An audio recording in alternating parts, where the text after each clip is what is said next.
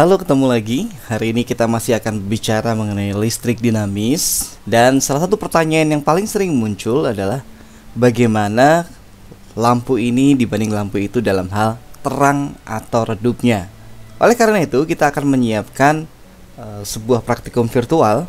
Di sini saya kembali memakai Gizmos ya.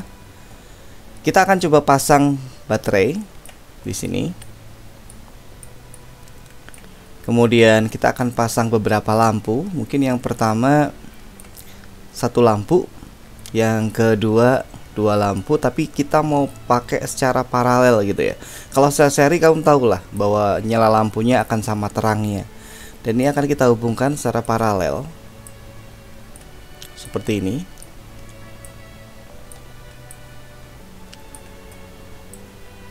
Oke. Dan lampu menyala ketiganya. Seolah sama terang ya ini ya. Padahal kalau kita cek dengan ampere meter, arus yang mengalir di sini 0,33. Di sini 0,33. Yang satu jalur satu beban, yang satu jalur lagi yang di bawahnya dua beban. Memang di animasi ini tidak nampak nyala redupnya yang begitu kelihatan ya, memang ya. Tapi kalau kita lihat dari daya lampu itulah I kuadrat kali R, atau kuat arus dikuadratkan dikalikan hambatan daripada lampu itu sendiri. Jadi artinya semakin besar kuat arusnya ya, semakin besar ampernya, maka dayanya makin besar, I kuadrat R. Berarti makin besar kuat arusnya, makin terang juga dong lampunya. Nah, kita lihat di sini adalah 0,67 atau 0,666. Berarti dua kali lipatnya dong. Berarti harusnya yang di sini ini lebih terang dibanding dua ini. Dua ini sama-sama kurang terang. Nah, mungkin kita akan tambahkan satu lampu lagi ya. Kita tambahkan satu lampu lagi aja. Jadi perbandingannya lebih. Bentar, ini ke sini aja. Kita kasih lampu di sini. Nah, seperti itu. Iya, mungkin baru kelihatan ya bahwa kalau semakin banyak beban, maka ini semakin redup karena kuat arusnya pasti lihat dong. Lihatnya di mana ini nih. Mungkin tadi belum dikasih tahu, ini lihatnya di sini. Jadi ampere meter itu kan bagian dari multimeter atau multitester untuk mengukur kuat arus dan dipasang menjadi satu atau menjadi seri terhadap rangkaian. Karena saya mau mengukur rangkaian yang di sini, maka tinggal saya masukkan di antara dua kabel ini ya. Berbeda dengan voltmeter yang harus dua titik. Kalau ini sebenarnya dua titik tapi dia menyatu gitu, secara seri. Kalau voltmeter itu secara paralel.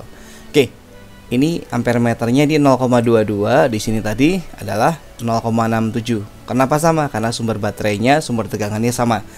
Oke, kita mau ubah nih sekarang.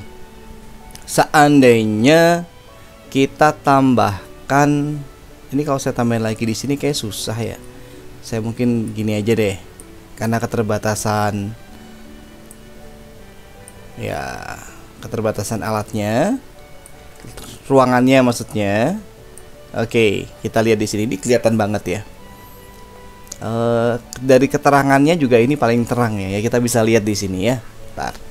Pertama, kuat arus ya, kalau kita cek kuat arus keluar dari baterai itu 0,4 ampere. Dan demikian juga dengan lampu yang terhubung secara langsung, secara seri. Artinya tidak ada percabangan. Seri itu tidak ada percabangan ya.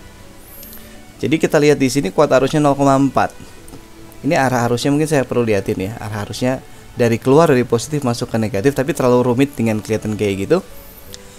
Tapi untuk menunjukkan kuat arusnya gini. Kuat arus di sini kemudian terbelah jadi dua kan. Jadi yang atas sama yang bawah. Karena bebannya cuma satu, pasti kuat arusnya di sini lebih besar. Di sini 0,27. Di sini 0,13. Yang kalau digabungkan itu adalah 0,4. Inilah hukum satu Kirchhoff, di mana kuat arus yang masuk percabangan itu sama dengan kuat arus yang keluar percabangan. Jadi bukan saja kita bisa tahu mana yang redup, mana yang terang dengan percobaan ini, tapi kita juga bisa membuktikan hukum Kirchhoff, di mana kuat arus yang masuk sama dengan kuat arus yang keluar. Atau di posisi yang lain, misalnya kayak gini, ini kan dianggap aja ini masuk ya, masuk percabangan, ini masuk percabangan, ini keluar percabangan. Jadi kita lihat dari sisi yang mana gitu. Misalkan dari sini, ini kan 0,27. Yang di sini 0,13, masuk ke sini lagi juga 0,4. Jadi kalau kita ngomongin hukum satu Kirchhoff, jumlah kuat arus yang masuk percabangan sama dengan jumlah kuat arus yang keluar dari percabangan, itu bisa dilihat di berbagai titik. Misalkan kita anggap ini masuk, ini keluar, ini keluar. Kita anggap ini dua ini masuk, ininya yang keluar. Jadi seperti itu. Nah, bagaimana kalau kita ubah menjadi rangkaian bentuk lain, misalnya seperti ini. Ini kita geser sebelah sini, kita tambah. Oke. Bisa kalian tebak? Oh, ini nggak efektif ya. Ini sebaiknya dipendekkan. Oke. Seperti ini, kalau kondisinya seperti ini, maka ini pasti sama. Kita cek ya kuat arusnya. Kan terangnya juga sama karena sama-sama seri. Kuat arus di sini tuh sama 0,27, ini juga 0,27 kan sifat rangkaian seri memang seperti itu. Kuat arus yang di dalamnya sama. Tapi di sini beda. Ini 0,13, ini 0,13. Dan tadi menurut hukum satu Kirchhoff tadi, apakah kita sama? Kita cek dulu arusnya, kita nyalakan. Oh ya, ini adalah arus konvensional, di mana kita anggap muatan listrik positif lah yang bergerak, meskipun pada kenyataannya yang bergerak itu elektron ya. Nggak apa-apa, karena ini memang adalah ketetapan yang sudah diputuskan oleh para ahli fisika pada waktu itu ya. Jadi secara penghitungan tidak berubah kok, cuma arah pergerakannya saja. Secara kuantitas tidak berubah. Nah, kita lihat di sini, masuk percabangan 0,27, keluarnya 0,13 dan 0,13. Loh kok 0,26? Ingat, ini pembulatan. Ini kan harusnya 0,2666 seperti itu. Jadi sama ya. Jadi atau yang di sini masuk ke percabangan ini. Ini 0,13, ini 0,13, ini 0,266 segitu.